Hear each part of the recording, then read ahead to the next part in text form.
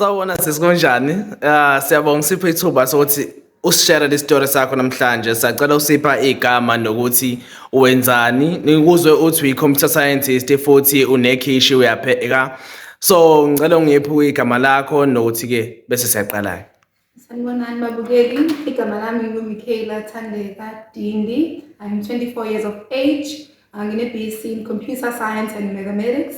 But njengamanje I'm running my small business by my varsity Philasande Eatery. Oh, no, siyabonga. Hey, businesswoman.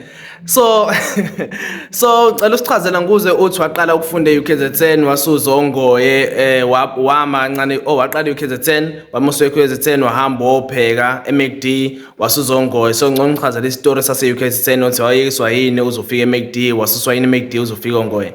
Okay, I matriculated in 2014, went to UKZN in 2015, ngiyenza BCom khona. Ngafunda unyaka owodwa, and then unfortunately I was financially excluded. Nganganawo NSFAS, nganganayo funding, and ngathola ukuthi I'm pregnant. During my first year, ngathola the following year kwaku 2016 lapho.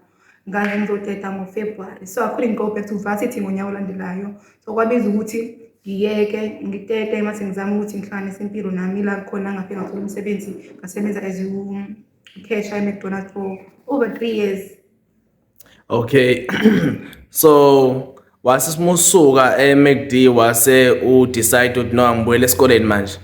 Into enzakala kahle khona umngani wami obefunda e-University of Zululand ulinde bacele ngiyabonga umngani wami okuyena oba nomfutho ukuthi angigqugquzele ukuthi ngibuyele esikoleni because wangazi ukuthi ngipase kahle nami smart wangicela ukuthi ngibiza ngothatha apply na ukuvuliwe la eVarsity ama application avuliwe ngizokusiza ngama registration and application noma ngabe luphi sizodinga ngizokusiza ukuthi ngithola kanjalo ke nami opportunity ukuthi ngizoqala ukufunda la eUniversity.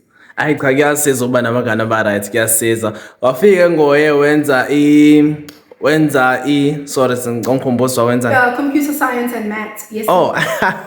All right. Oh, and maths. Okay, okay, what's more figure? I remember first year you were pregnant if I'm not lying. Yeah, actually I think I'm starting to think what's gonna into with me being a first year and being pregnant because the same thing happened to me at UKZN and also I was pregnant when I came here. Yeah, I was pregnant and got that go June. And got it 7 ama exams I plan I got to guys.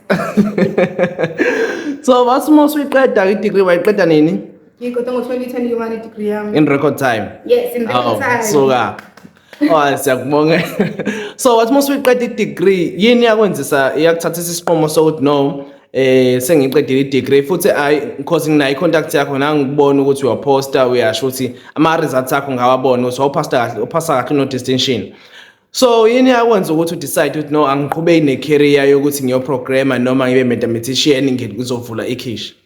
Masikhuluma amaqiniso, I've always wanted ukuthi ngivule something encane yokudayisa khona esikoleni ngisafunda because I remember in 2020 ngaposta on the university page ngipostela abafundi ukudla ngangikupheka kwi-restaurant ngihlala kuyona because I normally ngangijwayele ukupheka abangani bami thola ukuthi siyaba baningi eBlue Towers balethe inyama kube bring and share ngiphele nje abantu abaningi. So sometimes I will post kwigroup yesikole ngisho ukuthi guys if ngingavula ikhishi ngidayisa into kanje ngingangisupport yini, and the response at that time was very massive, was huge. So ngabona ukuthi no supporting ngayithola, but it was 2020 at that time and I was still doing my second year, so I couldn't at that time ngalinda ukuthi ngiqede nami ngabona ukuthi no umsebenzi akatholakala kwamanje angibuye ngizozama ukuthi ngibone ukuthi kungenzeka yini mavuleka yini ikhishi, and then yeah. Oh, yavuleka futhi ikhishi. Laqala kanjalo ikhishi. Laqala kanjalo. I spoke to my friends when I was coming back ababeqhubeka benza ama-honors nabade sengibazi ukuthi guys ngicabanga ukubuya lapho ngizovula into kanje ngicela ukuthi imali ya-NSFAS nisebe nje noma u-40 rand because at that time ngangirana special sokuthi ikhombo ngangenza izophuma ne-milkshake or ne-mocktail kwakhe ku-40 rand. So when I came back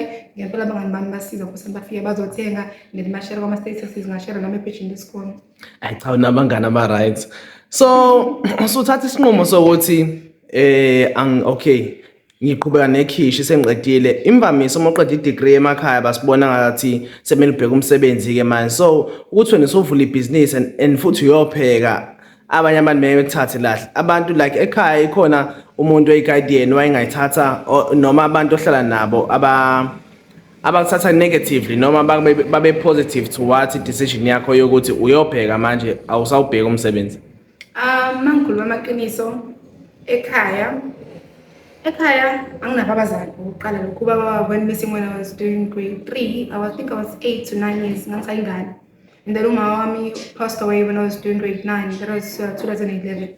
So akekho umuntu onginake kangaka ukuthi wenza ini nani abanandaba bakho kangaka because indlela engikhule ngayo ekhaya ngikhule umama wami endlini epheka nami ngedwa because ngingane kuphela mama.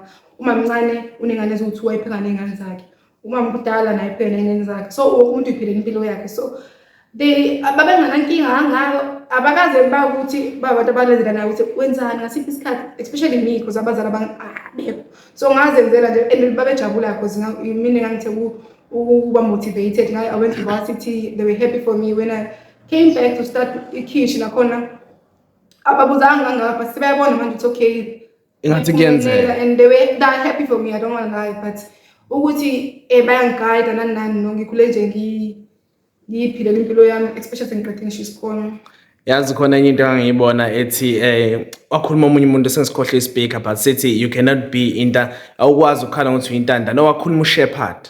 Yeah, uShepherd ukhona TikTok wayithi you cannot awukwazi ukukhala ngokuthi uyintandana until unafuthi ayikho intandana enafuthi kodwa kahle kahle uthi awukwazi ukukhala ukuthi uyintandana usumdala. At some point you have to uyimele and wabatshengisa istory sakho sisho lokho ukuthi uyimelile throughout noma sekukuthi kwenzakalana empilweni.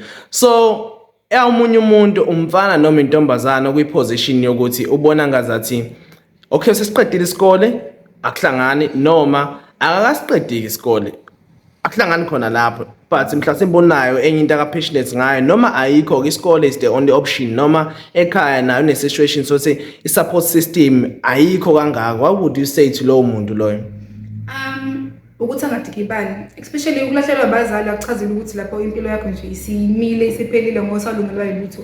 Take it from me umuntu obeningane eziwu2 esangaphansi kwa25 years wafunda basithi wayeka waphinde wafunda futhi wayeka emithe banengane balo. I have 2 responsibilities. I'm 25 years of age but now sengikwazi ukuthi impilo as much as abantu ama peers amanye ase ahead of me akusho lutho lokho empilweni. You can always start over uzame ukuthi mawukuthi you're not an academic akuhambi kahle efundweni. You can always start small uzame business. Khona abantu abarun business encane mhlambe emehlweni abanye babona nje business but khona abantu abalandela abantu i-medication ukuthi mina ngiyazi bani uyagcwala ema-clinic ngizolandela abantu i-medication ngo-50 abawashela abantu ama-washing.